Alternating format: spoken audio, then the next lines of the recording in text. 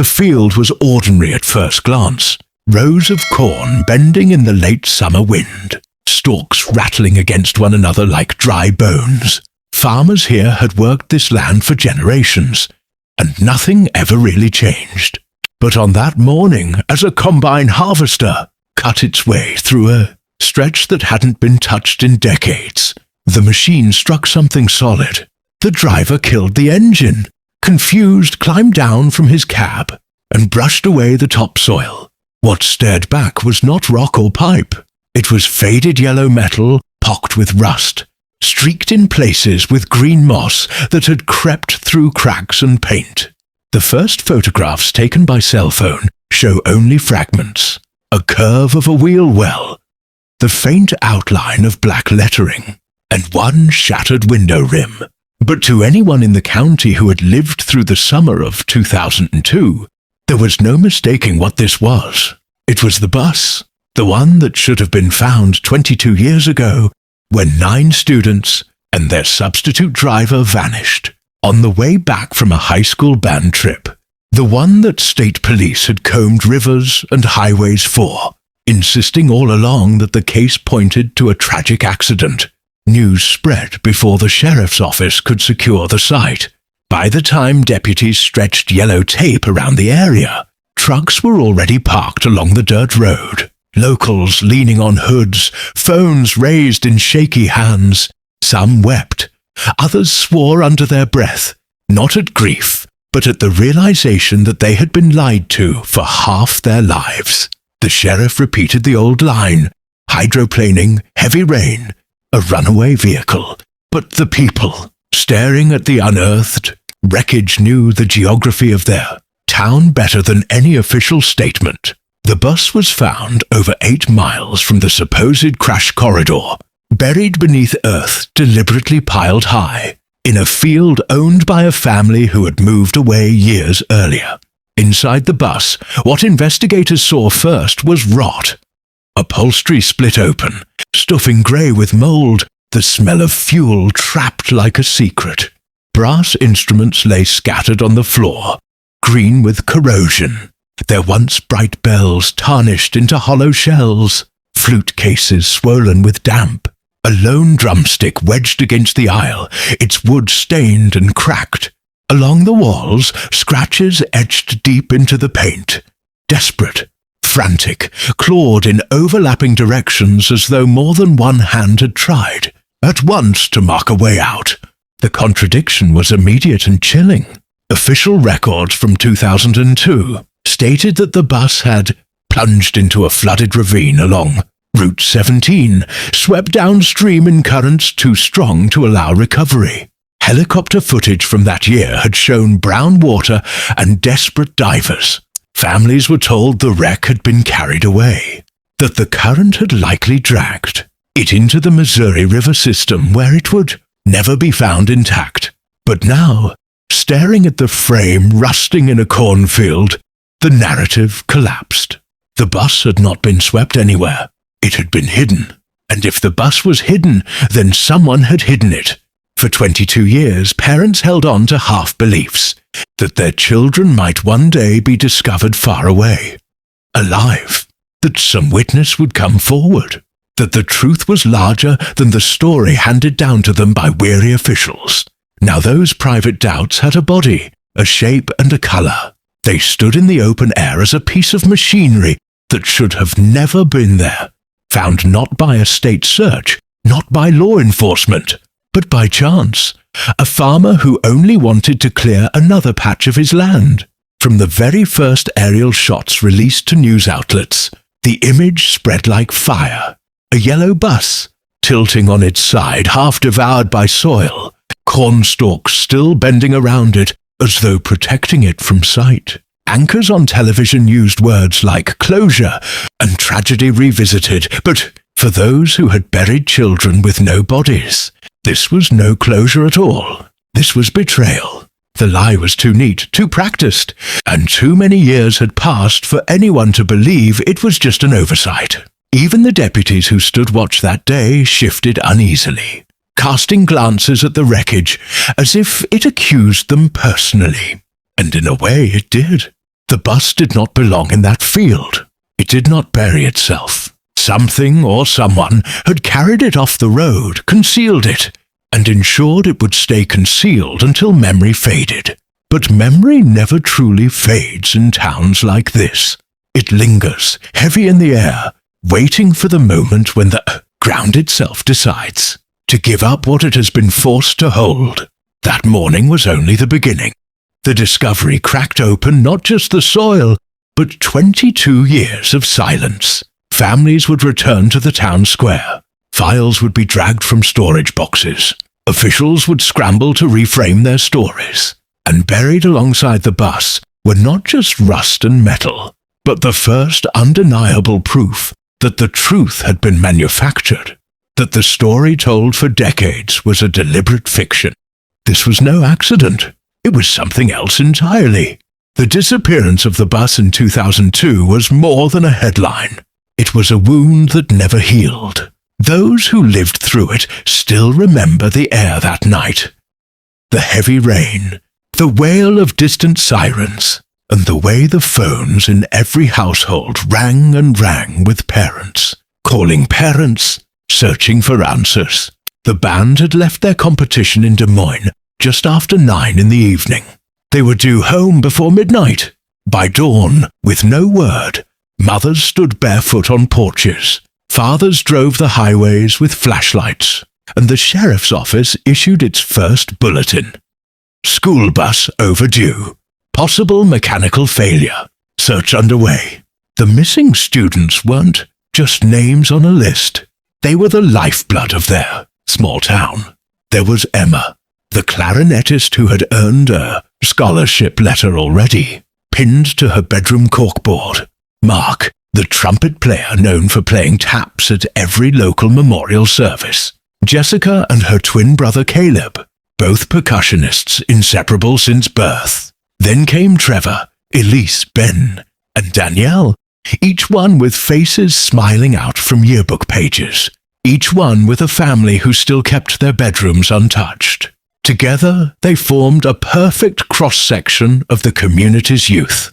Farm kids, honor students, church choir regulars, and small-town dreamers who had never ventured much farther than the state line. In the days following their disappearance, the high school became a shrine.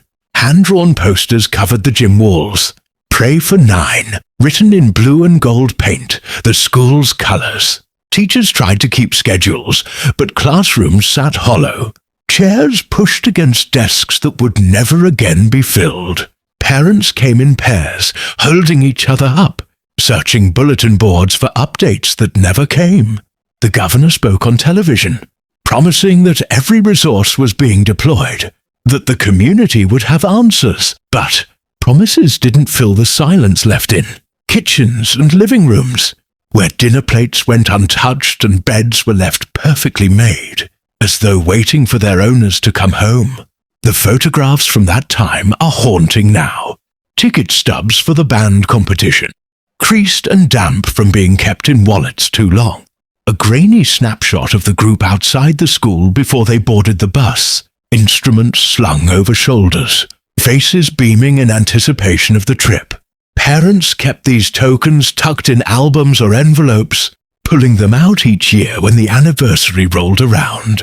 For many, those images became proof of life, evidence that their children had been here, had laughed and waved, only to vanish on a road that officials swore had been scoured inch by inch.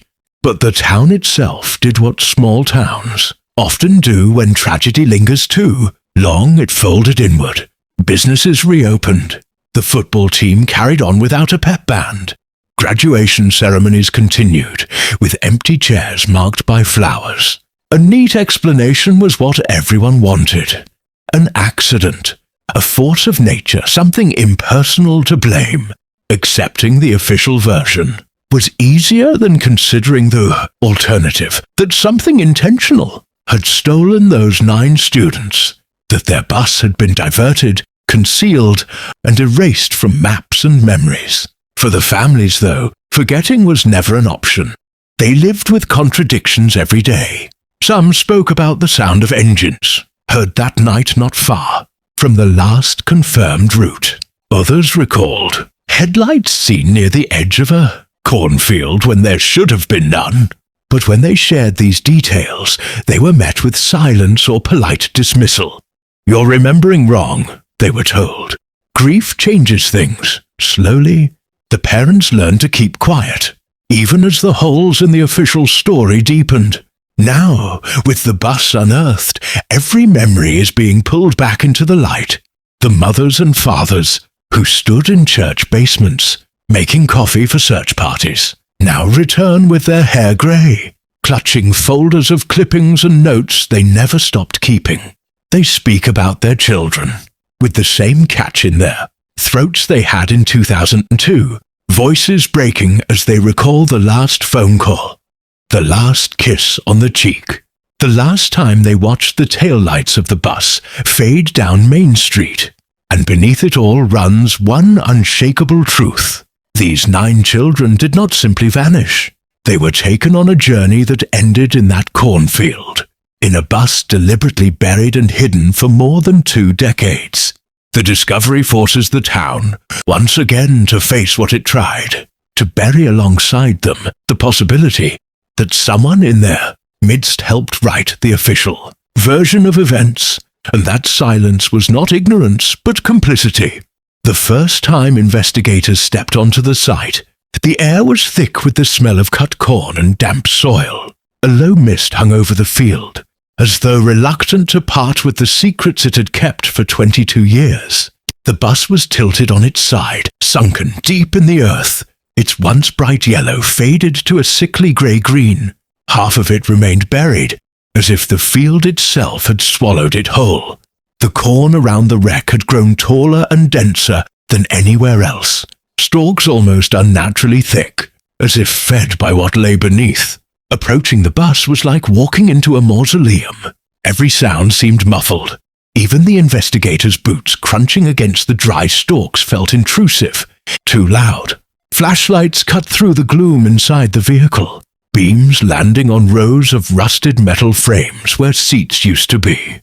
The upholstery was long gone, shredded and devoured by mold, leaving only twisted springs jutting out like broken bones. The aisle was littered with fragments, corroded instrument cases, scraps of fabric, empty soda cans from another lifetime.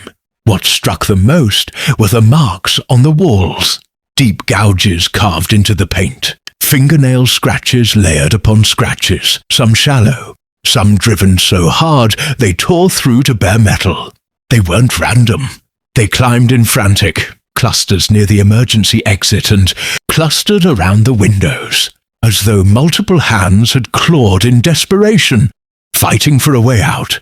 Investigators ran, their fingers across them, and pulled back with rust-colored dust coating their skin. It wasn't just decay.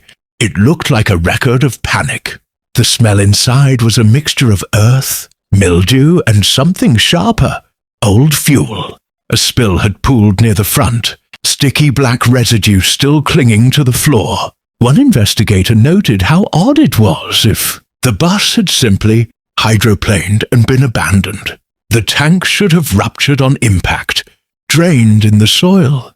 But here the residue seemed smeared, as if someone had deliberately poured it, not spilled it. The windows offered no clarity.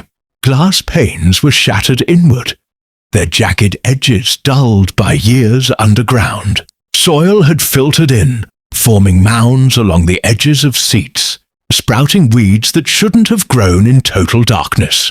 A lone cornet sat upright in the dirt, its bell bent but its valves frozen in place, as if waiting to be played again. When they reached the driver's seat, the unease deepened. The wheel was locked tight in a hard turn to the left. The plastic rim cracked where someone's grip had once dug in too firmly. The seatbelt buckle was twisted, snapped clean in half. A notebook, water-damaged but intact, was wedged between the pedals. Most of its pages had bled into illegible stains, but a few words remained visible in jagged blue ink. "Stop! Turn! Behind us!" The notebook was bagged immediately, though everyone knew it would stir more questions than answers.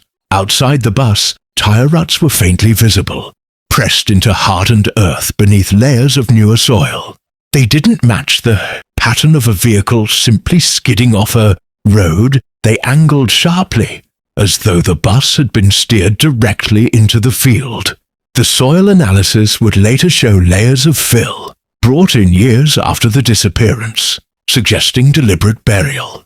But in that moment, standing under the grey sky, it was enough for the investigators to realize they weren't looking at an accident site. They were standing in a grave. The farmer who'd found it lingered at the edge of the tape, cap in his hands, muttering to anyone who would listen that he had worked these fields since childhood. "I ploughed this stretch every year until my father sold it in '04, he said. "It never saw so much as a hubcap." His voice shook when he admitted he should have asked more questions about why the buyers left the acreage untouched for 2 decades. The investigators' notes from that day read like accounts of a haunting. They described silence heavier than the soil, an unnatural stillness that seemed to hold breath inside the wreck. They wrote about how, even in daylight, stepping into the bus felt like being submerged, swallowed by years of fear. And they marked the first anomaly clearly. The bus was not where it should have been, not aligned with the accident story, and not left to chance. Someone had driven it here, concealed it, and trusted the corn to keep it secret. That trust held for 22 years, until now. The school archives were stored in the basement of the old administration building, a red brick structure whose halls still smelled, faintly of chalk and floor polish. Down narrow stairs and into a room lined with metal cabinets, investigators sifted through boxes stamped with years. 2001, 2002, 2003. The files were supposed to be mundane. Attendance rosters, bus schedules, permission slips signed in hurried parent, handwriting, but the search was anything but routine. If the bus had been hidden deliberately, the paper trail would either be missing or tampered with. That was the unspoken expectation, as the team pried open drawers that hadn't been touched in decades. What they found first seemed harmless. Attendance sheets for March and April 2002, handwritten columns with check marks beside each student's name. But as one investigator laid out the sheets side by side, he noticed that 9 names, always the same 9, were marked absent for April 12th, the day of the band competition. It wasn't an error on a single page. Every subsequent document tied to that trip listed them as if they had never boarded the bus. The problem was obvious. Dozens of witnesses remembered seeing them there. Parents had hugged their children goodbye outside the school gymnasium. A teacher recalled joking with Mark about his trumpet valves. Polaroids captured Danielle and Elise standing, in line with their instruments, slung over their shoulders. These weren't absences. These were erasures. Closer inspection made the deceit impossible to ignore. The ink used to mark the absences was different from the rest of the sheet. Darker, fresher looking despite its age. Some names were scratched over so heavily the paper was almost torn through, as if someone wanted to obliterate their presence entirely. In the margins, small red initials appeared, inconsistent with the teacher's handwriting. When the surviving faculty were later asked to explain, none claimed ownership. Most shook their heads, stunned, as if seeing the pages for the first time. Investigators dug deeper, pulling related documents. Bus maintenance logs, substitute teacher rosters, transportation requests. They found that the form assigning a substitute driver that night had been signed but never dated. The sheet requesting an extra chaperone was missing entirely. Pages that should have been routine bore glaring gaps. It was as though someone had gone through after the fact, patching holes in the story with sloppy forgeries and deliberate omissions. The discovery rattled the families most. For years, they had been told their children were accounted for, their names officially listed on the trip, their attendance confirmed. Now, in black and white, they were confronted with evidence that the school's own records had been rewritten. The implication was unbearable. Not only had their children vanished, but the very documents meant to track their whereabouts had been weaponized to erase them. A retired secretary, called in to examine the files, confessed that boxes had been removed from the archive for safekeeping. In the weeks after the disappearance, she remembered two men in plain clothes wheeling carts into the basement, carrying stacks of folders upstairs. When she asked what was happening, she was told it was for the lawyers.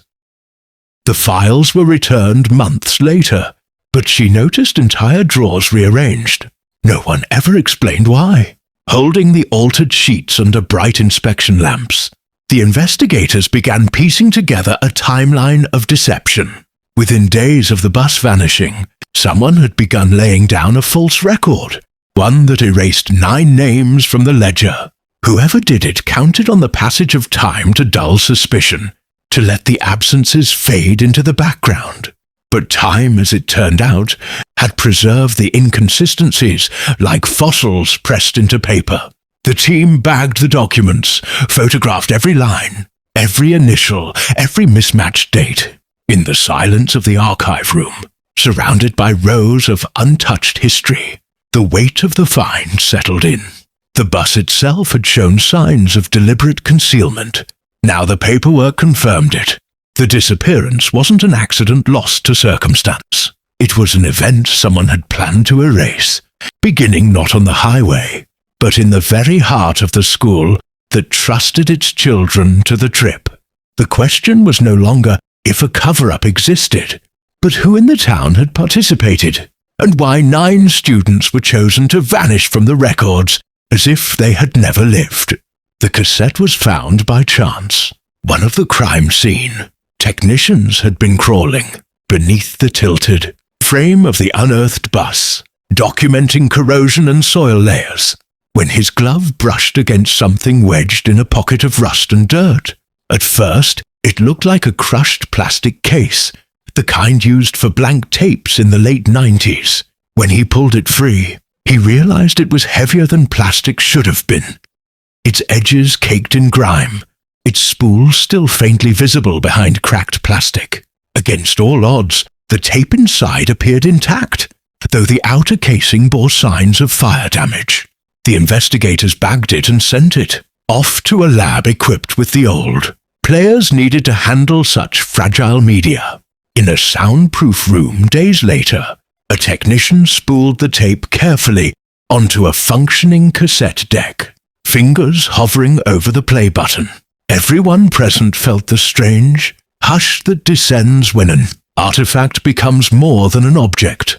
This was a voice preserved in magnetic iron particles for 22 years, waiting to be heard again. At first only static filled the speakers, the familiar hiss of old recordings. Then faintly came the sound of chatter. Teenage voices, muffled but distinct, rising above the clatter of the bus engine. Laughter, the rhythmic tap of sticks on metal seats, the kind of restless energy that fills a return trip after a performance. For a moment it felt almost ordinary, a snapshot of life preserved. But then, without warning, the tone shifted. The laughter cut short, replaced by a sudden gasp. Someone said something indistinct, drowned by a loud metallic slam. The pitch of the engine changed. It wasn't the steady grind of a school bus transmission. It was sharper, higher, like another vehicle accelerating nearby. Several voices shouted at once. "What is he doing?" One student yelled, audible despite the distortion. A female voice screamed. Then the microphone, clipped with distortion as something heavy, struck the floor close to where the recorder must have been resting. Then came the most chilling sound of all. Silence. Not the end of the tape, but a dead, loaded pause where no one spoke, as if all breath had been swallowed. After that, the chaos returned. Footsteps running down the aisle, metal rattling violently, followed by a screech so loud it pierced the room. The screech was later compared to recordings of tires grinding against loose gravel, but the acoustics suggested something more. The sound of the bus veering off a paved road, onto dirt or into a field. The tape did not end with a crash. Instead, the final minute was filled with noises that unsettled everyone listening. A low hum, rhythmic, mechanical, not matching the bus engine. Some speculated it was a generator or another engine running close by. Mixed into that hum were faint thuds, like fists pounding on metal from inside a cage. The last audible moment was a faint whisper, so quiet the team had to loop the recording a dozen times to catch it. "They're behind us." The official accident report from 2002 made no mention of this tape. According to records, no personal belongings were ever recovered from the bus because the bus itself had disappeared in floodwaters. Yet here was evidence, pulled from the soil of the cornfield, that contradicted the foundation of the entire case. Not only did the students make it past the highway, they recorded their own panic as something or someone forced them from the road. The families were briefed before the tape was made public. Several broke down as the audio was played, hands pressed to mouths, unable to reconcile the ordinary laughter of their children with the chaos that followed seconds later. One mother had to be escorted from the room after hearing what she swore was her daughter's scream. Another father simply sat stone-faced, muttering, "I knew it. I knew it wasn't an accident." When journalists got wind of the recording, the sheriff's office issued a terse response.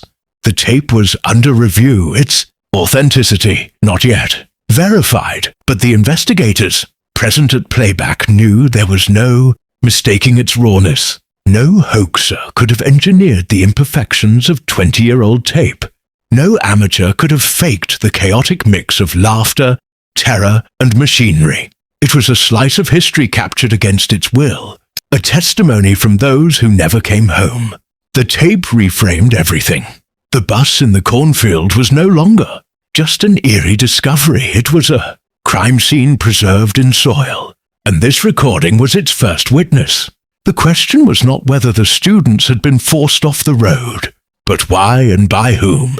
And if the voices said, "They're behind us," it meant the students knew they were being followed long before. The world was told the lie of a hydroplaning accident.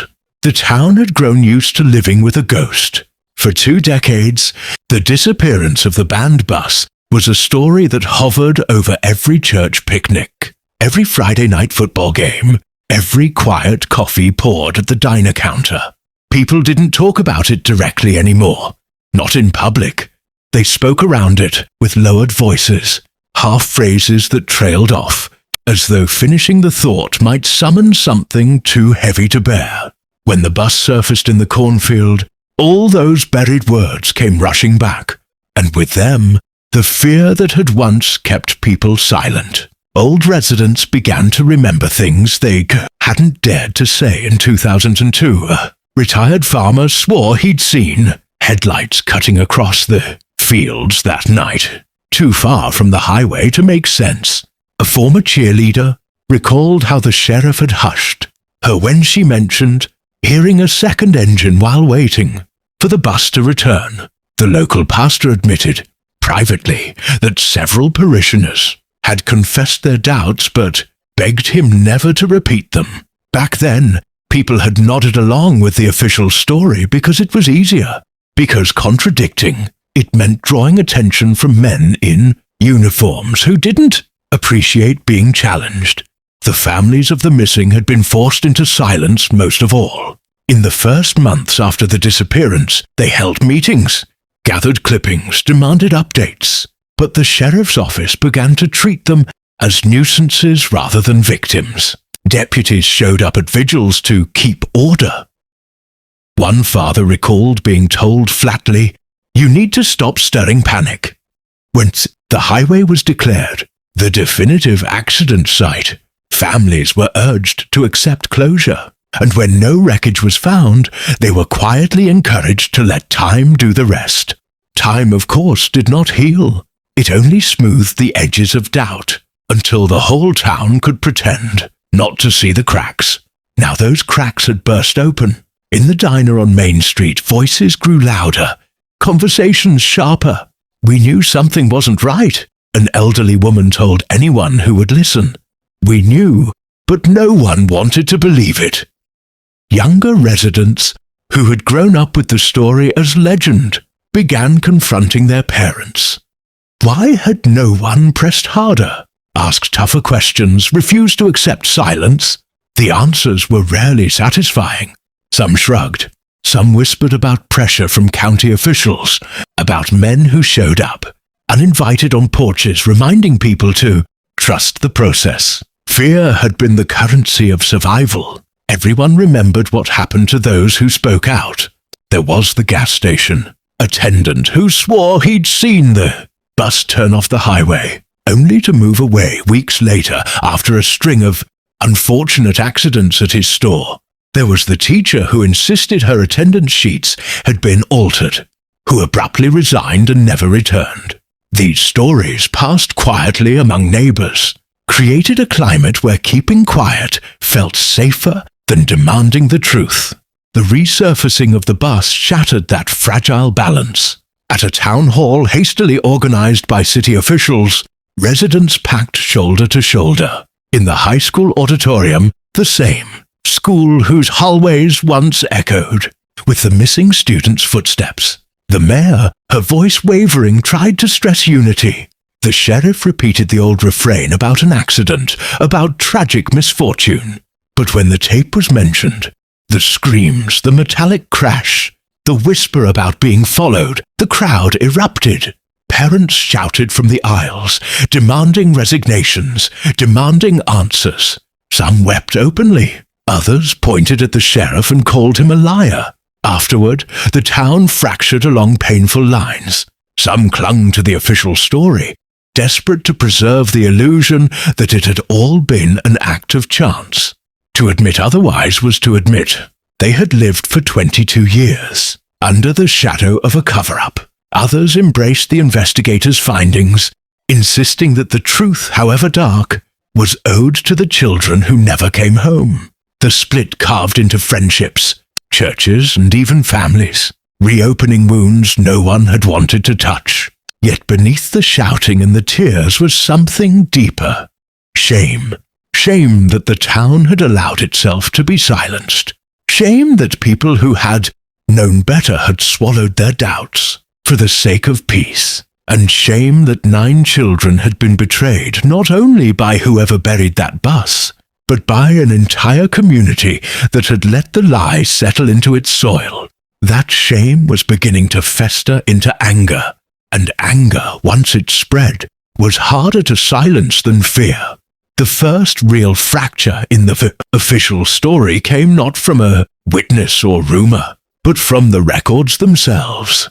When the investigators requested the sheriff's office files related to the 2002 disappearance, they expected gaps, missing evidence, poorly archived statements, maybe even redacted notes. What they didn't expect were entire days gone. The logbooks from the week of the disappearance were pristine, almost too pristine. Every patrol officer's shift was accounted for, every call recorded in neat handwriting. But when one researcher cross-checked the call numbers with county dispatch archives, the numbers didn't line up. Calls that should have been logged simply weren't there. For instance, dispatch listed an emergency call placed at 9:14 p.m., the night the bus vanished. A farmer reporting a school bus cutting through my east lot. Lights on, way off the road. Yet in the sheriff's logbook, the 9:14 entry was recorded as false alarm. No action taken, no follow-up, no officer sent, no report filed. That wasn't an isolated discrepancy. Over the next few days, multiple calls were missing or mischaracterized. A trucker's report of strange lights near the Miller place was shifted in the log to a generic traffic stop. A resident's frantic call about hearing metal on metal, real loud near the cornfields, was simply absent altogether. The pattern was unmistakable. When the calls suggested the bus had gone somewhere other than the highway, they vanished or were rewritten. The deeper the team dug, the more contradictions they uncovered. Archived toll booth data from a nearby county showed that a county sheriff's cruiser had crossed out of jurisdiction less than an hour after the bus disappeared. No such travel was noted in the logs. One deputy's shift sheet, dated 2 days later, had been altered. The ink on the signature line visibly darker than the rest, the handwriting inconsistent. A forensic analyst confirmed the signature had been added later, as though someone had rewritten his presence into a time he wasn't actually on duty. The breakthrough came when one box of files, misfiled in the courthouse basement, turned up in a stack marked for destruction. Inside were several call sheets never entered into the main system. These sheets, written in the frantic shorthand of dispatchers, told a story the official record erased. Multiple calls about a school bus being pursued by 2 vehicles, headlights cutting across farmland. A stalled engine reported near an abandoned grain silo. Each call had been stamped with times, names, and addresses, concrete details that could be verified.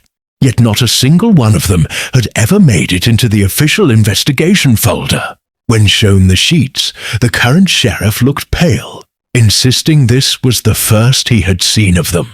But when pressed on why they had been filed for destruction, he offered no explanation. He only muttered about administrative errors and the chaos of the time. The families were not convinced. One mother held up a sheet with her neighbor's name on it, whispering, "She called them. She saw something." They knew. The discovery of the missing logs transformed the investigation. Until then, skeptics could dismiss the cassette tape as ambiguous, the bus in the cornfield as strange but explainable. But paperwork, stamped, dated, official, was harder to wave away. It was evidence of deliberate omission. Someone had gone to great lengths to shape the narrative of what happened in 2002, cutting away the parts that pointed to foul play. The press seized on the story, splashing headlines about vanishing calls and erased evidence. The sheriff's office scrambled to contain the fallout, holding a press conference where officials promised full cooperation, while dodging questions about who had access to the files at the time. A retired dispatcher, her voice trembling, told reporters she had been ordered to clean up the sheets before they were filed, but had secretly tucked away copies, fearing something wasn't right. Her copies, which matched the rediscovered box, became another nail in the coffin of the accident narrative. For the families, it was vindication, but also a fresh wound. They realized their voices hadn't just been ignored, they had been systematically erased. Every call, every sighting, every shred of concern that contradicted the story of a hydroplaning bus had been scrubbed from the record. Their grief had been managed, contained, manipulated. And now, with the logs exposed, it was undeniable. The truth had been buried not by chance, but by design. The question that remained was the most dangerous of all. Who ordered it, and how far up did it go? The knock came late in the evening, long after the courthouse had closed and the reporters had left town. One of the lead investigators opened the motel door to find a woman standing there, her face half shadowed by the flickering neon sign across the road. She introduced herself quietly, almost apologetically, as a former dispatcher. She wouldn't give her name at first, only saying she had worked the boards in 2002 and that she couldn't sleep anymore, knowing the truth was clawing its way back into daylight. Her hands shook as she set a faded manila envelope on the bed. Inside were photocopies, handwritten notes, times scrawled in hurried ink, fragments of phone calls she had jotted down when the official sheets were being cleaned. The copies matched the destroyed files already uncovered, but hers had marginalia in the corners, her own shorthand annotations that told a darker story. Ordered to drop. One note read beside a farmer's call. Sheriff said handled, don't log. Another margin scribble explained. But it wasn't the papers that made the room fall silent. It was her story. She described the night the bus vanished in clipped, halting sentences. Calls came in almost non-stop for half an hour. She said, people reporting bright headlights, engines revving on back roads, even someone saying they'd seen kids banging on the windows of a bus speeding through the dark. She had dutifully entered each call into the system. But an hour later, the sheriff himself came into the room. He pulled the fresh sheets from her desk and told her plainly, that didn't happen. Refile it. When she protested, he leaned in close enough for her to smell the bourbon on his breath and whispered, you want to keep your job? You don't hear things you're not supposed to. The next morning, the logbooks had been rewritten. Her original sheets vanished from the drawers. But she had been careful. She had photocopied some and taken them home, hiding them under blankets in an attic trunk, afraid even to show her husband. Now, 22 years later, she finally unburdened herself. But her warning carried more weight than her evidence. Leaning forward, she told the investigators in a trembling voice, you're walking into something bigger than you think. They didn't just cover up a wreck. They were scared. Scared enough to make the whole town believe a lie. And if you push too far, they'll do the same to you. The room went heavy with her words. She refused to name exactly who they were, only shaking her head when pressed. Some wore badges, some didn't, she said. But they all sat at the same tables, she mentioned unmarked. Cars parked outside her house. In the weeks after, men she didn't recognize watching from behind tinted glass. She received hang-up calls at odd hours. Silence on the other end except for faint breathing. Eventually, she requested a transfer and left the county altogether, building a life somewhere far enough away to dull the memories. But the discovery of the bus had dredged it all back up, and she couldn't stay quiet any longer. Before she left, she gave one final piece of information that made the investigators exchange uneasy glances. She swore she'd overheard a fragment of radio chatter the night the bus vanished, something not meant for civilian ears. The call sign used wasn't from their county, but from an adjacent jurisdiction. The voice had said, cargo secured. Proceed with containment. She never logged it, too afraid. But she never forgot those words. After she slipped out of the motel into the night, the investigators sat in silence, staring at the stack of photocopies she left behind. Her testimony confirmed what the missing logs had suggested. The cover-up was not clumsy incompetence, but intentional, orchestrated and coordinated across jurisdictions. And now, with her warning echoing in their minds, they realized the stakes weren't just historical. They were immediate. Someone had buried this story for 2 decades, and someone still had an interest in keeping it that way. The backlash came swiftly, like a storm the investigators should have seen, building but still weren't prepared to weather. Within days of the former dispatcher's warning, the sheriff's office released a carefully worded statement to the press. It dismissed the rediscovered files as administrative clutter, suggested the cassette tape had been compromised during storage, and painted the investigators as outside agitators stirring grief for profit. The tone was defensive but calculated, designed not to convince skeptics but to shore up those still clinging to the official accident story. At first, it seemed like a typical maneuver, officials protecting their own. But the escalation that followed was more pointed. A cease and desist order arrived at the team's temporary office, citing misuse of county property in their possession of the misfiled documents. Local deputies began showing up unannounced at interview sites, standing just close enough to remind witnesses they were being watched. Families who had once spoken freely with the team suddenly grew hesitant, whispering that they'd been advised not to cooperate further.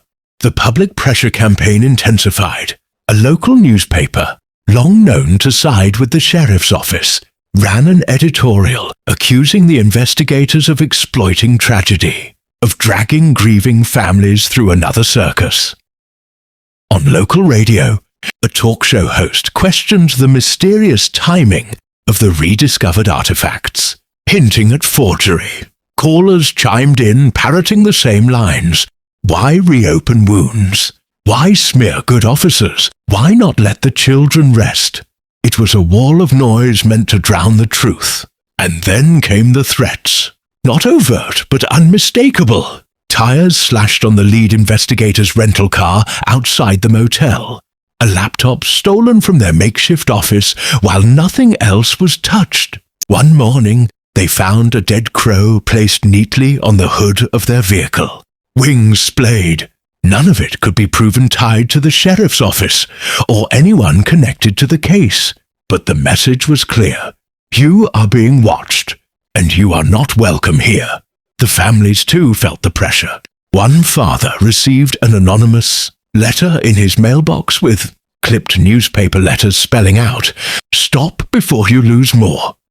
A mother, who had spoken at the town hall, came home to find her windows smashed and her dog poisoned. Officially the sheriff's, deputies filed both incidents as juvenile, vandalism and possible animal illness. Unofficially, everyone knew better. The investigators debated whether to leave. Some argued the pushback itself was proof they were getting close to something real, something dangerous. Others worried they were putting the families at greater risk just by being there. The weight of the dispatches, words, they'll do the same to you, hung over every discussion.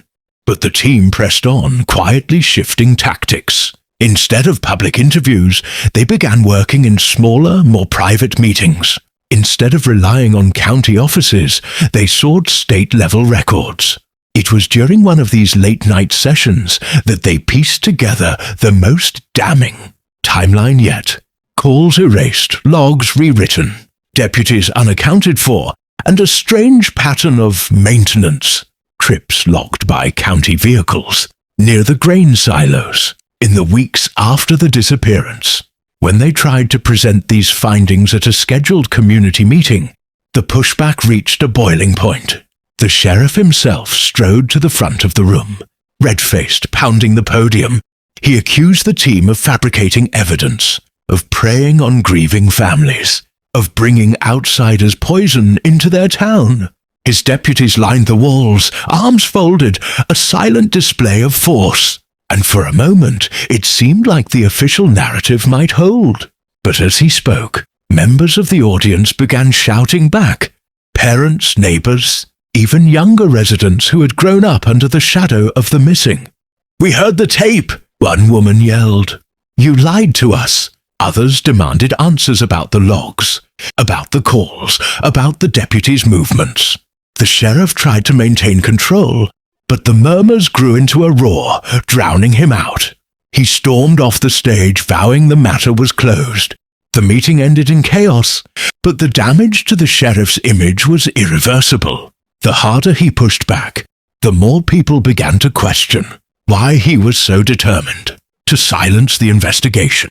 And in the silence after the shouting died down, the investigators understood the stakes had changed.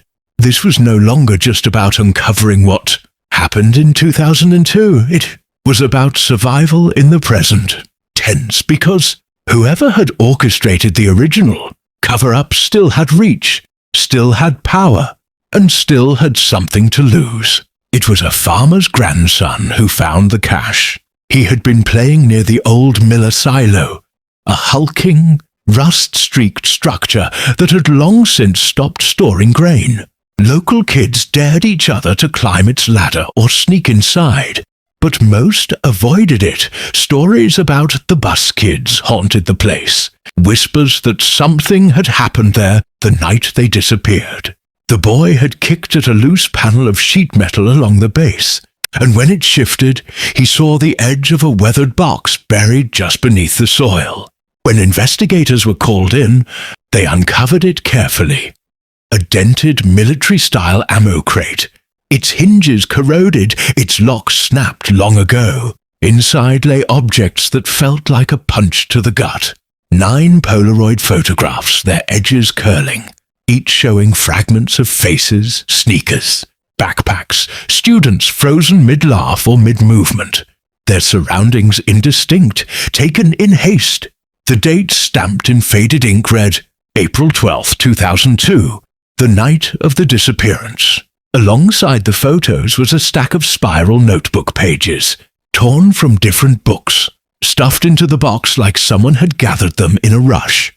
The handwriting varied, but they carried a thread of fear. One page read, "We're not supposed to be here. They said it's just a stop, but the doors are locked." Another, written in larger shaky letters, "If you find this, tell my mom I didn't run away." The most disturbing artifact was a cassette, its label scrawled in black marker with a single word, "Stop." When it was played, it revealed not music or laughter, but a series of disjointed sounds. Metallic clanging, muffled sobs, a man's voice barking orders in the distance. The tape cut abruptly after 42 seconds, as if someone had yanked it out mid-recording. The silo itself became a secondary crime scene. Investigators combed the interior, their flashlights cutting through the stale air. On the concrete floor, faint stains remained, discolored patches that reacted under luminol. Along the walls, carved faintly with something sharp, were initials, 9 different sets, uneven, scratched at different heights. They matched the missing students' names. The artifacts reframed everything the investigation had unearthed so far. The cassette from the bus had captured the chaos of being forced off the road. The missing logs suggested deliberate erasure. And now, these photographs and notes proved the students had been alive. After the supposed accident, someone had taken them off the bus, brought them here, and left behind traces of their captivity. The families who viewed the cache were shattered anew. Parents recognized shoes they had bought, backpacks they remembered packing. One mother pressed her hand to a Polaroid, whispering her child's name through tears. Another refused to look, unable to reconcile the idea that her son had been so close, so near, yet silenced for decades. The box wasn't just evidence. It was a wound ripped open in public. Officials scrambled to spin the discovery. The sheriff's office claimed the artifacts could have been planted, that the box had no verified chain of custody. But locals weren't convinced. Too many details rang true, too many familiar belongings, too many undeniable markings. The initials carved into the silo wall were not something an outsider could have faked. As word spread, the silo transformed from an abandoned structure to a shrine. People left flowers, candles, and handwritten notes outside its rusted door. News vans parked along the gravel road, broadcasting live updates as if each brick might give up a secret. The quiet town became a spectacle, and the officials' denial only fueled suspicion that something monstrous had been buried here all along.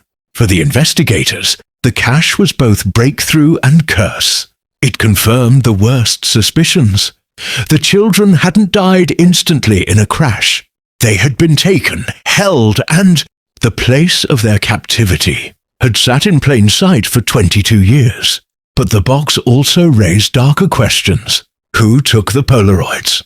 Who locked the students in the silo? And why, after all this time, had someone left behind the box knowing it could be found? Some whispered that the box wasn't just evidence of the past. It was a message for the present. The discovery of the silo cache ignited a fire that could no longer be contained within county lines. What had been a local scandal, whispered about in grocery store aisles and argued in church basements, now exploded onto national television. News anchors in distant cities began leading with the story. 9 students missing. Evidence found in Cornfield silo. Grainy. Photographs of the Polaroids were broadcast on evening news programs, each image frozen on screens across the country, blurred, but haunting proof that the children had not died in a roadside accident but had been alive after. Reporters descended on the town in droves, transforming its quiet streets into a circus of satellite vans, camera tripods, and journalists chasing quotes. Families of the missing were thrust under blinding lights, their grief weaponized for headlines. One father, who had held his silence for years, broke down on live television, shouting into the cameras, "They lied to us! They buried the truth. My son was alive that night, and they let him disappear." His rage ricocheted across households nationwide, galvanizing viewers who saw echoes of their own distrust in institutions. The sheriff's office scrambled to regain control, but each move only deepened suspicion. A hastily organized press conference became a disaster when the sheriff dismissed the Polaroids as hoaxes before reporters corrected him, reminding him that the photographs had been verified as genuine instant film from 2002. When pressed about the initials carved inside the silo, he faltered, muttering about teenage vandals before retreating off stage. The clip circulated online within hours, fueling hashtags that painted the sheriff as either complicit or incompetent. Pressure mounted from above. State officials, once content to leave the matter buried, announced a formal review. Subpoenas were issued for the missing logbooks, and whispers circulated that a federal task force was monitoring the case. The governor, cornered by questions during a campaign stop, promised accountability. For the first time in 22 years, it seemed possible that the machinery of government might be forced to acknowledge what had been denied. The town itself fractured further. Some residents, ashamed and furious, joined the families in demanding resignations and prosecutions. Others dug in defensively, convinced the investigation was an attack on their community's reputation. At a tense city council meeting, voices rose to shouts, one side calling for truth, the other for silence. A fistfight broke out in the back row, and deputies had to drag people apart. The once quiet farming town was now a battleground between memory and denial, between loyalty and justice. National media painted the community as complicit, accusing locals of turning a blind eye. Townspeople bristled at the portrayal, but many privately admitted that the shame was deserved. They had allowed fear to dictate their silence for decades, and now the entire country was watching their reckoning. For the investigators, the attention was both blessing and curse. On one hand, the glare of national scrutiny offered protection. Those who might have tried to intimidate or silence them now had to act more carefully, under so many eyes. On the other, the story was no longer theirs to manage. Every fragment of evidence, every witness statement, every misstep was dissected on television panels and internet forums. The narrative was spinning beyond control, and with it came the danger of exploitation. The hearings began quietly, at first behind closed doors.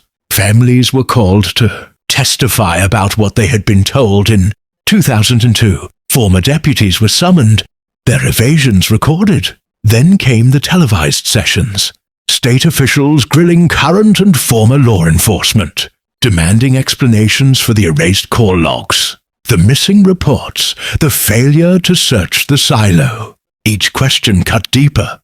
Each half-answer eroded what little trust remained. The hearings reached their peak when one investigator held up the Polaroids before the panel. "These children," he said, his voice heavy but steady, "were alive. Not in a flood, not at the bottom of a river. They were here, in your jurisdiction, and someone made sure no one ever came looking." The silence that followed was heavier than any gavel strike. In that silence, the weight of public consequence became clear. This was no longer just a mystery, it was a scandal. A community's denial had metastasized into a national reckoning, and the question was no longer if the truth would come out, but how much damage it would cause on its way to the surface. The return to the silo was no longer a quiet investigation. It was a set piece. Floodlights were hauled in, generators humming, casting the rusted structure in a harsh white glow that made it look more like a stage than a crime scene. State investigators, forensic teams, and a handful of armed deputies cordoned off the property, keeping reporters at bay with yellow tape and stern warnings. Still, dozens of locals gathered along the fence line, their faces lit in the night by cell phone screens, watching history get unearthed in real time. The silo's interior had already been scoured, every inch photographed and swabbed. But it was the ground beneath that drew suspicion. A structural engineer had noted unusual settling around the foundation, a sag that suggested the concrete had been tampered with. Core samples confirmed voids beneath the slab, empty spaces where soil density should have been consistent. The decision was made to dig. Jackhammers broke the silence first, splitting the silo's floor with sharp, echoing cracks. Dust and fragments rained down as workers pried away chunks of concrete, revealing the dark earth beneath. A faint smell rose almost immediately. Not fresh decay, but something older, mustier, like soil that had been disturbed long ago. The crowd outside shifted uneasily, murmuring among themselves. The first few feet yielded nothing but dirt and stone. But as the excavation deepened, the machines struck resistance, something solid. Carefully, the team brushed away the soil, revealing the corner of a wooden beam. It wasn't farming equipment as some speculated, but the rotted edge of a makeshift support. Beneath it, shrouded in darkness, yawned an underground chamber. A ladder was lowered and investigators descended one by one, their flashlights slicing through the stale air. The chamber stretched wider than expected, its walls lined with concrete blocks, damp and sweating with condensation. It had clearly been constructed deliberately, reinforced enough to last. Along the walls were rusted metal hooks, some empty, others still bearing the remains of straps and chains. In one corner sat a pile of rotted blankets, their colors dulled but faint patterns of school mascots still visible. And then there were the objects scattered across the floor. A broken flute, a cracked band trophy, a scuffed sneaker small enough to belong to a child. Each artifact was bagged and tagged with trembling hands, the silence among the team broken only by the occasional sharp intake of breath. These weren't just remnants of lives. They were proof that the students had been here, kept underground, in a hidden chamber beneath a silo that had stood in plain sight for 2 decades. The discovery sent a wave of nausea through those present, compounded when luminol tests lit up sections of the chamber walls with glowing patterns. Not all were clear, but some appeared to be handprints, small, overlapping, pressed in desperation against cold stone. The sight was unbearable, a silent chorus of pleas frozen in chemicals and shadows. Above ground, officials scrambled to control the narrative. A spokesperson insisted the chamber might have been an old storage area, though no one could reconcile that claim with the artifacts found inside. Families were rushed away from the fence line, some sobbing, others screaming accusations at the sheriff, who stood stiffly under the glare of television cameras. For the investigators, the chamber was both revelation and nightmare. It confirmed that the students had not only survived the bus crash but had been brought here, confined in darkness, but it also suggested something worse. This was not the end of their journey. There were no remains, no clear evidence of what had happened after. The chamber told a story of captivity, but not of conclusion. As dawn broke, reporters broadcast live from the site, their voices heavy with the gravity of the discovery. Helicopters circled overhead, capturing aerial shots of the silo, surrounded by floodlights and excavation equipment. The images spread worldwide, forcing the country to confront the horror that had lain buried in a cornfield.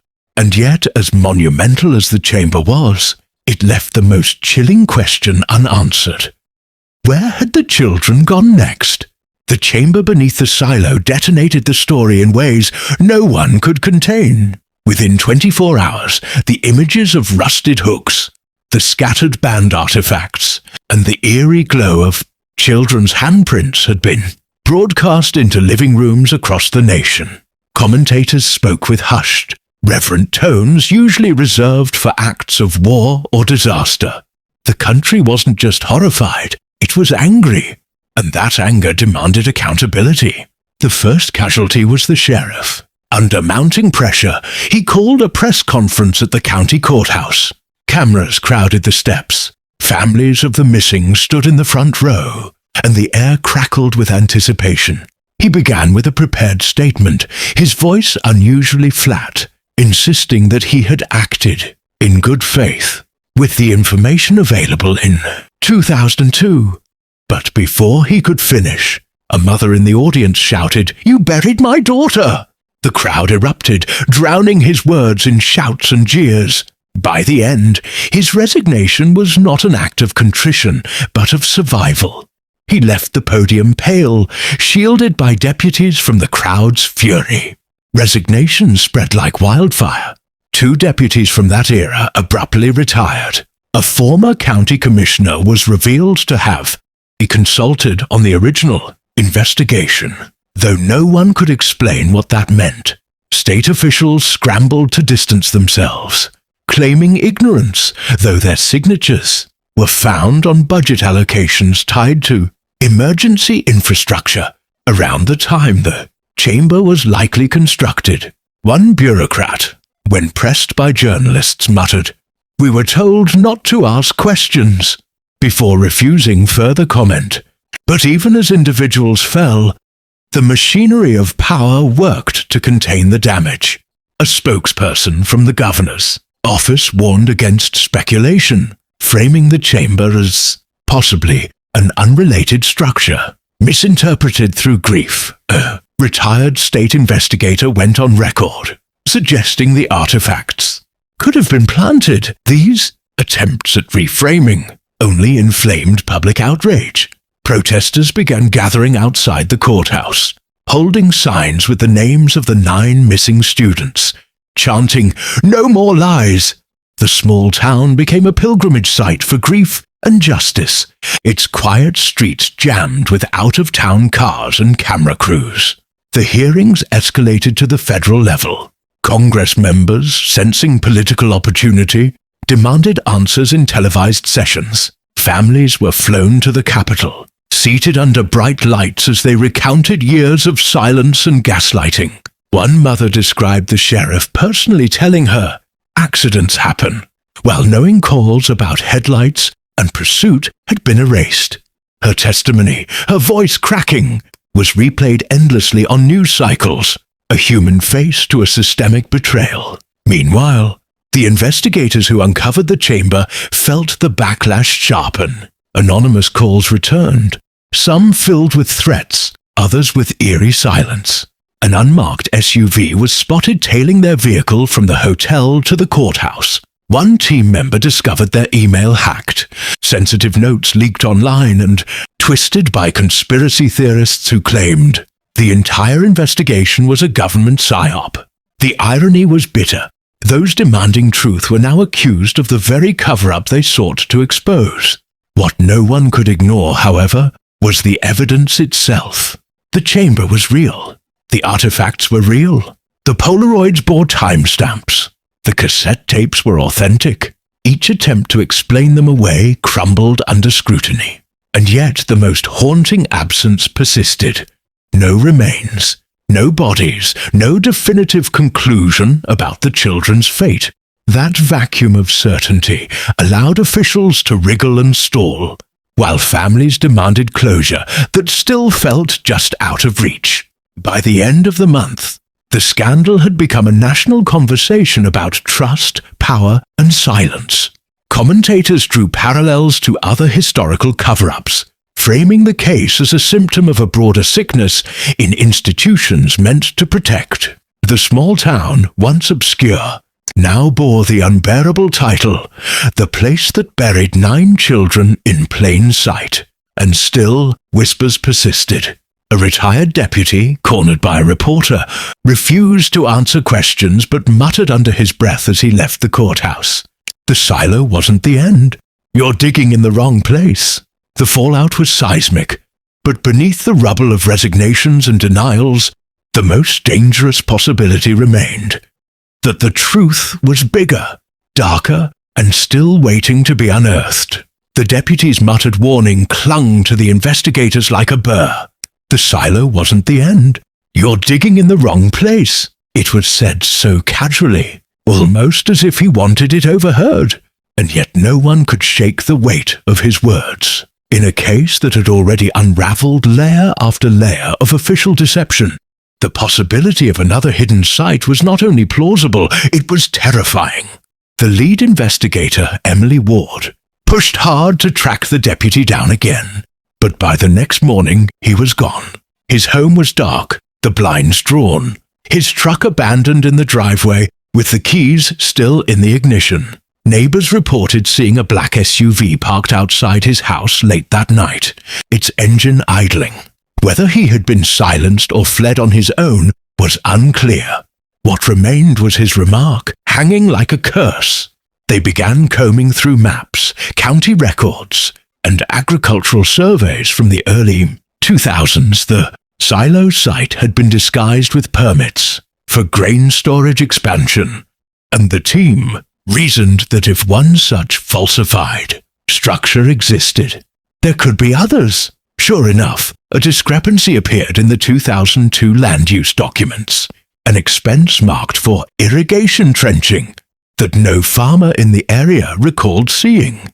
The coordinates placed the project on a patch of overgrown woodland less than 2 miles from the cornfield where the bus had been found. When the team visited the site, it looked innocuous. A thicket of brambles and pine, the ground uneven with mossy mounds. But as they pressed deeper, something emerged.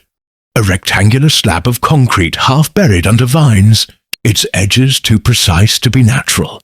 Spray paint markings faintly visible on the surface suggested. Surveying at some point in the past, Emily crouched, brushing dirt from the slab, and found a rusted iron ring bolted into the corner.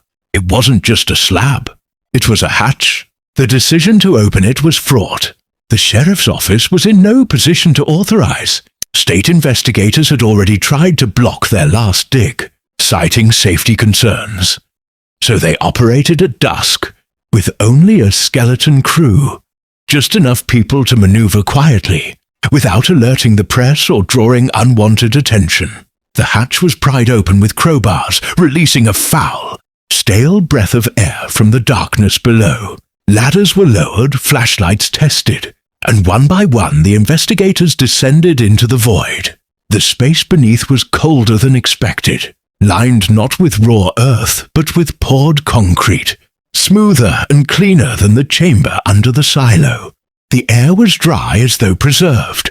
Their lights swept across the walls, catching on metallic shelves, crates stacked with military-style precision, and most chillingly, rows of chairs bolted into the floor. Small chairs, their straps dangling loosely, as if waiting for occupants. Artifacts were everywhere. Discarded sheet music, an embroidered band jacket draped over a chair, its fabric stiff with age, initials still legible. On one shelf sat a series of cassette tapes in neat rows, each labeled by date. The earliest matched the day after the bus vanished.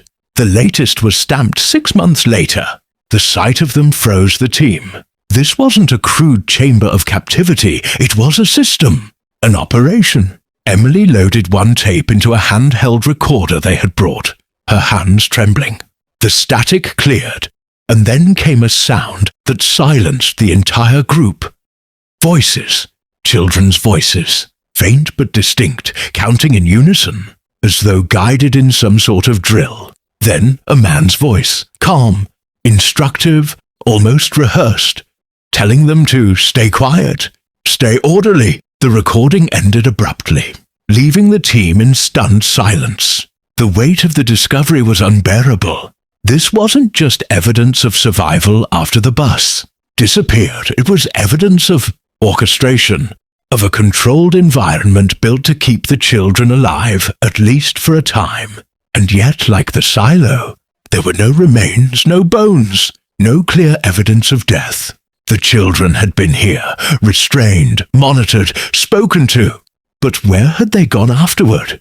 Above ground, the night deepened, and the team debated whether to seal the hatch or alert the world immediately. The risks were enormous already. Dark SUVs had been seen idling on the nearby road, their silhouettes unmistakable. One investigator argued they were being watched, that the tapes should be copied and hidden before anyone knew what had been uncovered. Another warned that waiting too long would mean losing the site entirely, as had happened with other evidence over the years. In the end, they carried out what they could. Boxes of tapes, a jacket, photographs of the chamber, and resealed the hatch. It wasn't cowardice, it was survival. They knew that exposing this second site would trigger a level of suppression, far beyond the resignation of local sheriffs or deputies. They had touched the edge of something larger, something that had planned and executed the confinement of 9 children with chilling precision. Driving away in the dead of night, their headlights the only illumination on the country road. Emily could feel it in her bones. The children had not died in that chamber. They had been moved again. And the question that chilled her more than any silence was not just where they had gone, but why. The release of the tapes was not part of the plan. Emily and the others had intended to keep them under wraps until they could be authenticated and introduced in a controlled way. But information has a way of leaking, especially when too many hands touch it. Within 3 days, snippets of audio appeared online, uploaded anonymously, children's voices counting in eerie unison, followed by the faint instruction of a man telling them to remain quiet. The clip was under a minute long, yet it was enough to set the world on fire. News anchors played the recording on loop, their faces stricken with disbelief. Commentators debated what it meant. Were the children being conditioned, held for ransom, subjected to some sort of experiment? Hashtags spread like wildfire, calling for federal inquiries, mass resignations, even arrests of former officials. Parents of the missing students appeared on talk shows, clutching photographs of their children at 13 or 14, their voices trembling as they pleaded for someone, anyone, to tell them what had happened after that recording was made. The backlash against authorities escalated. Beyond anything the town had seen in Section Side 13, protests grew into blockades outside government offices. Schools across the state held vigils, their gymnasiums packed with candlelight ceremonies, students holding handmade signs reading, "Bring them home." The case had moved beyond local tragedy. It had become a national wound, and with each passing hour, pressure mounted for those in power to explain why they had closed. The case so quickly in 2002, the official response was fragmented and contradictory. The governor's office denied knowledge of the tapes. Federal officials hinted that the recordings might be fabrications, even as forensic labs confirmed their analog origin and early 2000s tape stock. A high-ranking state police official went so far as to suggest the voices were actors used to muddy the investigation, a claim so outrageous it was immediately ridiculed on national television. The more they pushed back, the guiltier they looked. Meanwhile, Emily and her team found themselves thrust into an unwanted spotlight. Their photographs of the underground chamber beneath the woodland hatch had been leaked, alongside the audio, showing the neat rows of bolted chairs and crates. Commentators compared the site to a classroom, a lab, even a detention center. But what it represented was undeniable. Someone had built a facility to hold children, deliberately, methodically, and in total secrecy. The team's phones lit up with interview requests, legal threats and anonymous messages. Some praised them for their bravery. Others accused them of manufacturing evidence to sell a story. One night, Emily returned to her hotel room to find the door ajar, and her notes scattered across the floor. Nothing was stolen, But the message was clear. We can reach you wherever you go. Fear gnawed at her. But the greater terror was the thought of letting the truth vanish again. The public's obsession grew more fevered. Amateur sleuths scoured satellite maps of the county, hunting for other anomalies. Abandoned barns, sealed wells, collapsed storm shelters, each one dissected in online forums. Families received dozens of calls daily from strangers, claiming to know where their children had been taken, most of them cruel hoaxes. But among the noise were slivers of real leads. A retired construction worker who swore he had poured concrete at the woodland, site under state contracts. A nurse who recalled treating a deputy for mysterious burns weeks after the disappearance. Each tip chipped away at the wall of silence, even as it revealed how deep the network of secrecy had gone. And then came the most destabilizing blow. One of the tapes, dated 6 months after the bus vanished, featured a sound that was unmistakable. A siren, faint in the distance, of the exact model used by the county's emergency warning system in 2003. That tiny detail shattered the claim that the recordings could have been fabricated years later. They were real, anchored in time, woven into the very fabric of the county's history. And if they were real, it meant the children had lived. At least half a year beyond the night, everyone thought they had died. The fallout spread to the national stage. Congressional hearings intensified, and whispers circulated about a classified program tied to behavioral conditioning. Experiments in the early 2000s, senators publicly demanded documents from agencies that denied having them. A major newspaper published a bombshell expose linking the vanished deputy to an obscure task force that had operated in the region during that period, further inflaming suspicion that this was more than a local crime. It was part of something systemic. But amid the chaos, a new fear gripped Emily. The tapes answered one question while opening another far darker. If the children had survived in captivity for months, then why had no trace of them been found afterward? The chamber was empty, the chairs unoccupied, the blankets rotted. The trail hadn't ended in death. It had ended in disappearance. The public sphere was ablaze with outrage, denial, and conspiracy. But for those closest to the investigation, the unspoken terror was worse. That the children had been moved again, out of reach, swallowed by an operation that had spanned years and crossed lines no one wanted to acknowledge. The town square was crowded in a way it hadn't been in decades. Candles lined the courthouse steps, their flickering light turning the brick facade into a living monument. Families of the missing students stood shoulder to shoulder, photographs of their children held against their chests, while neighbors, former classmates, and strangers who had driven hundreds of miles filled the square in quiet solidarity. For the first time since the story had broken open, there was no shouting, no chants, no protests, just silence, an aching, heavy silence that seemed to stretch across the night. The memorial service had been planned quickly, almost hastily, as if the community itself needed to pause to reclaim a measure of dignity before the chaos of hearings and investigations consumed them again. The names of the 9 students were read aloud, one by one, each punctuated by the sound of a bell. Their faces, frozen in photographs from 2002, were projected on a large screen. Children forever 13 or 14, suspended in time while the world had marched on without them. Parents clutched one another, some collapsing into grief that had been reignited by the chamber and the tapes. The fresh agony of knowing their children had lived for months beyond that, night only deepening the wound. Emily stood at the back of the crowd, anonymous in the candlelight. She wasn't there to speak or to be seen. She had no desire to insert herself into a grief that belonged to the families. But as she watched the candles sway in the night air, she felt the crushing weight of what they had uncovered and what remained unanswered.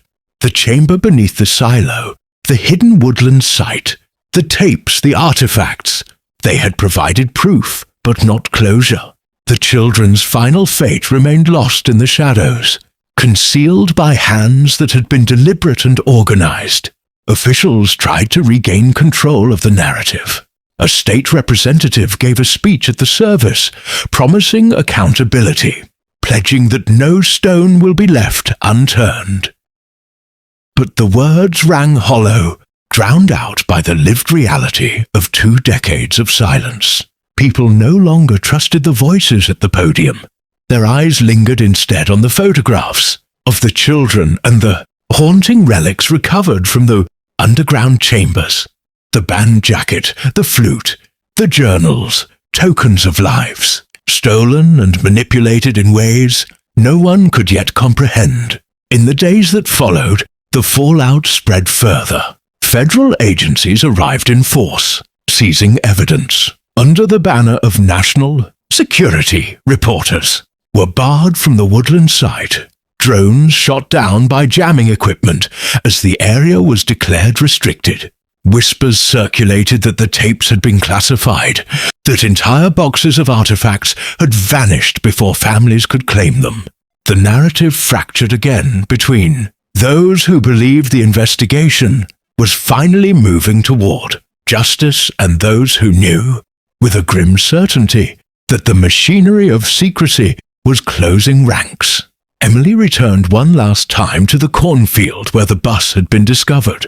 The stalks had been cleared away, leaving raw, churned soil scarred by excavation. Standing there, she imagined the headlights that witnesses had seen in 2002, the chase, the sharp turn, the bus vanishing into the fields. She thought of the children's laughter, their music, the moment when their world had been swallowed by something far larger than them. The earth was quiet now, the sky wide and indifferent. But beneath that silence, the weight of their absence pressed harder than ever. Before leaving town, she visited the families privately, offering what little she could. Copies of notes, photographs of the artifacts, fragments that might never make it into the official record. One mother took her hand and whispered, "At least now I know they lived." "That has to mean something," Emily nodded, though she could not bring herself to agree aloud. The truth was cruel in its incompleteness, survival without resolution, life without answers. The case would not fade. Too many eyes were on it now, too much evidence exposed. But even as the world demanded justice, Emily sensed that the deeper truth, the who, the why, the final outcome, remained locked away, buried not in cornfields or silos, but in vaults of secrecy she might never breach. On her final night in town, she sat in her motel room, sifting through copies of the cassette transcriptions. One detail caught her attention, buried in the background noise of a late tape. A voice, faint, almost a whisper, reciting what sounded like a place name. She replayed it over and over, the syllables clearer with each listen. Marrow Creek. She wrote it down, circled it, and closed the notebook. The memorial had brought an ending of sorts, a pause, a reckoning. But the whisper on that tape, like the children's handprints on the chamber walls, was proof that the story was not finished. Somewhere beyond the cornfields and silos, another thread waited to be pulled. And for Emily, for the families, for the country now watching with horrified eyes, the haunting truth remained. The search was only beginning.